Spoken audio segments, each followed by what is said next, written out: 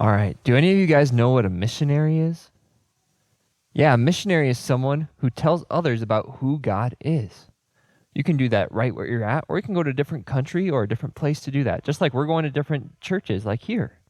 Now, this week we're going to be praying for missionaries in Scotland. Their names are Rich and Krista Moeller. Can you guys say Rich and Krista Moeller? Yeah. So they're missionaries in Scotland. And in Scotland is a country that's part of the United Kingdom, which is the largest island in Europe. And today, I want to thank God for Rich and Krista and them being missionaries in Scotland. So if you all want to bow your heads and close your eyes, we're going to pray. Dear God, thank you for Rich and Krista and them being missionaries in Scotland. I pray that you'd help them tell lots of people there about you. In your name, amen. All right. Now, I'm really thankful that I can talk to God and thank him for things, and I can ask him for help. Now, I know growing up, I would always ask my parents for help, and I'd ask them for different things too, like maybe candy or, different things like that. But sometimes my parents would tell me no. Has anyone ever told you no?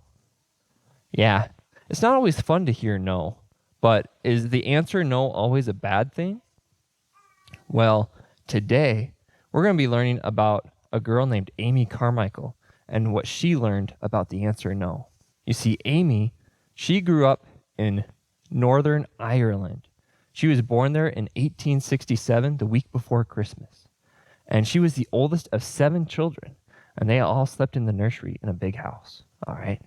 And the house had a big fireplace with a huge chimney that the wind would howl down. Can you guys pretend like you're the wind? All right, yeah. Amy was very happy where she lived, where she grew up. She had a wonderful family, and she was near the ocean. Oh, Amy loved the ocean. She loved the sound, the smell of the ocean, and especially the color blue. She loved the color blue. Her mom had the most beautiful blue eyes. But Amy, she had brown eyes. Now, her brown eyes were very pretty too, and they were full of mischief, but Amy always wanted blue eyes. And as Amy grew up, her family would tell her about who God is. They would take her to church, and at nighttime they would read from the Bible and they would pray. And Amy's parents told her that God always answers prayer. And one night, Amy thought, I'm going to pray and ask God that he will give me blue eyes. So Amy closed her eyes and knelt by her bed, and she prayed, God, when I wake up tomorrow, please give me blue eyes. Amen. So Amy went to sleep. Can you guys pretend like you're sleeping? All right. And then she woke up, and she jumped out of bed and ran to the mirror. Can you guys jump out of bed, pretending you're jumping out of bed? All right, now run in place. Run as fast as you can to the mirror. All right. But she was just a little short girl. She couldn't see herself. So she grabbed a box. Can you guys grab a box and pretend like you're stepping on the box? All right. And she looked in the mirror, and do you think she saw blue eyes? Well, you see, Amy, she looked in the mirror, and her eyes were still brown. What, Amy thought? Did God not answer my prayer? Did he not hear me? What happened? Amy was very sad, and she thought that God didn't answer her prayer.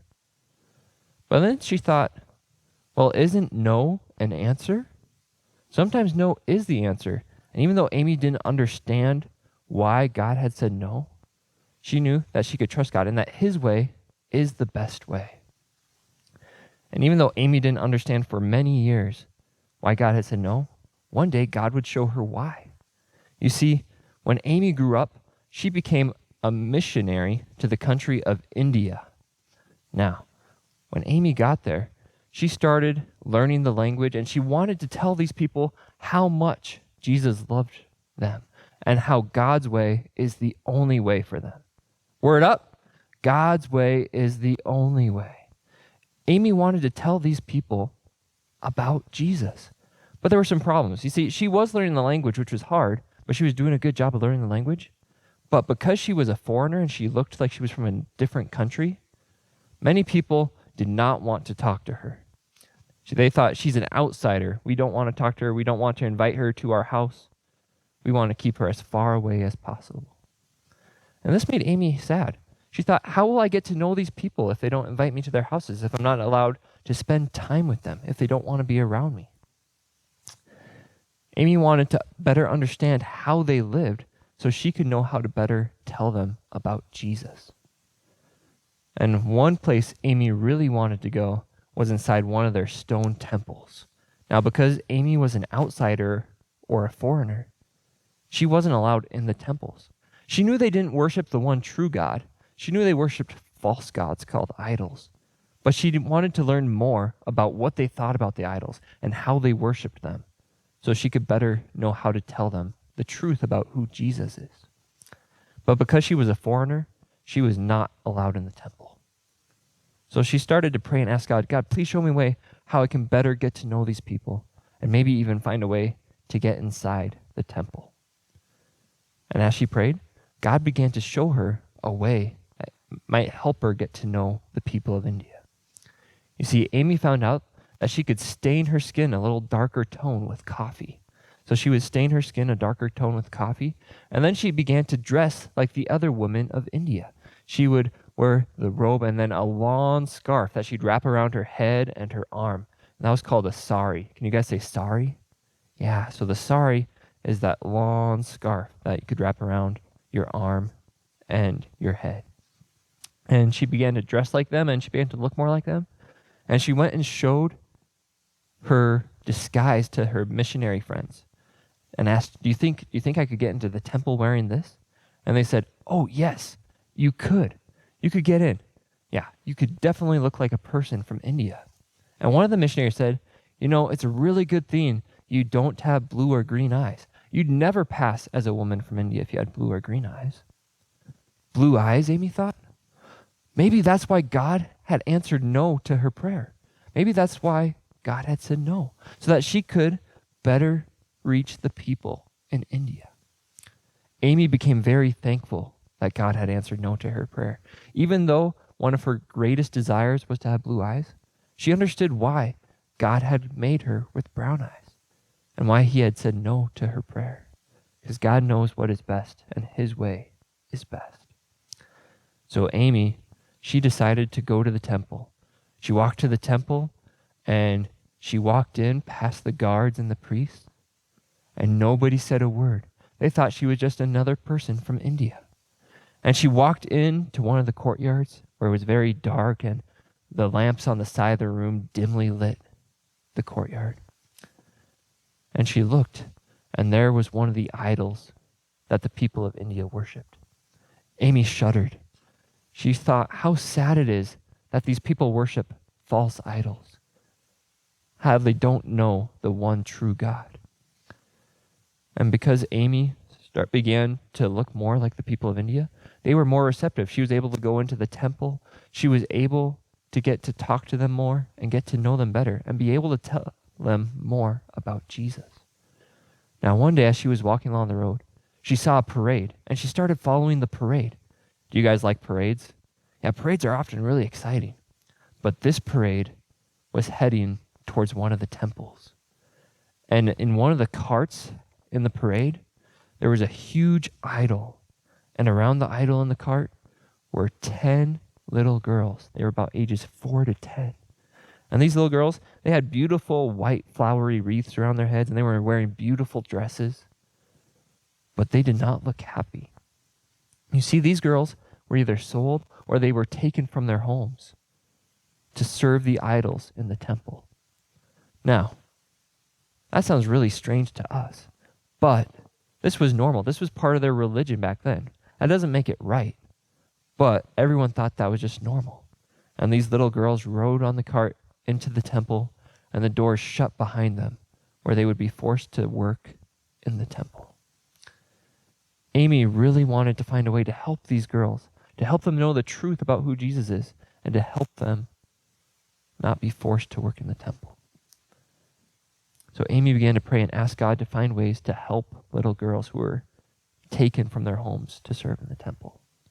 Now, one of these little girls, her name was Preena. Can you guys say Preena? Preena, yeah. And she was sold from her home and went to serve in the temple.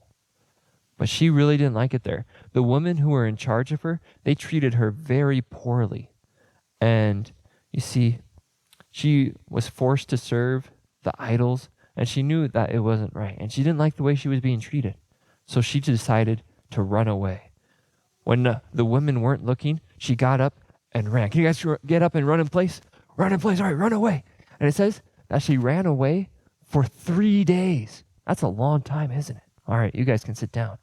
She ran away for 3 days, over 20 miles away, where she finally found her home.